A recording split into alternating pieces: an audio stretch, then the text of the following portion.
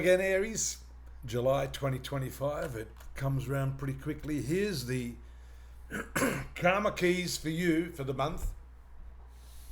And I'm focusing on that word because these points in the chart, the South Node, which is your past karma, North Node, future, or the bundle of karma you've got coming, are often overlooked. But here I wanted to focus particularly this month on this 6th house of your horoscope, because this is where right now the past karma point is transiting. And it's interesting because as well as telling us what karma you have to bring with you into this life, it also tells us about the manner in which you approach your life right now. In Vedic astrology, the South Node is called Ketu. It's the headless portion or the tail of the serpent. And that terminology is quite important in terms of the way in which you approach your decisions right now.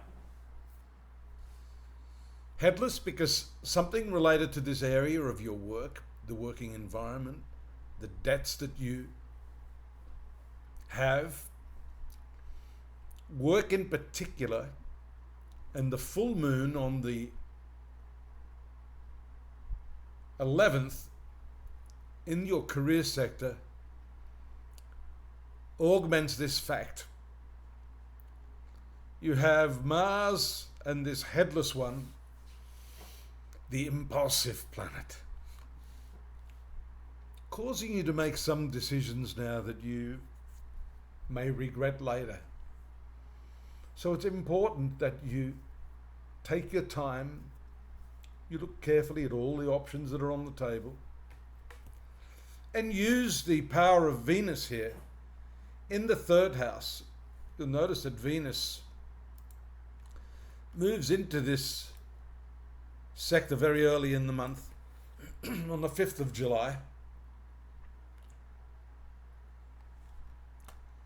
And Uranus also, the planet of sudden or abrupt happenings, is in that right angle to these karmic points.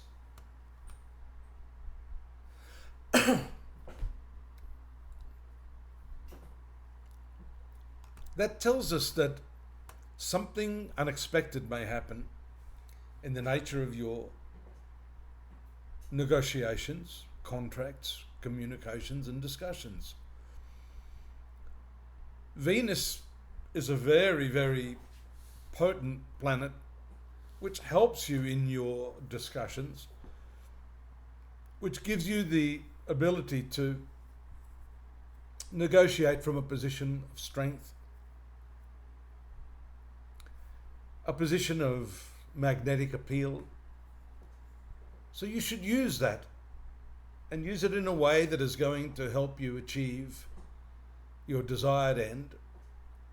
But most importantly, the impulse and the sudden abrupt changes in schedule or meeting times or being caught off guard in those matters is also something you should pay special attention to. Mars is combative, so it shows that you're also likely to, especially here, look at the moon and those right-angled aspects on the 22nd of July, creating some powerful obstructions in your work with co-workers, with the people that you happen to spend time with in your career. So all of these point to decisions that are made in haste, decisions that are reactive. But towards the end of the month, 25th, we see the new moon here in your 5th house of creativity. Gives you the opportunity to think things through. Maybe wait till that time, till the moon is giving you a new option, a better option, a new doorway that opens for you and allows you to maximize the opportunities that are at hand.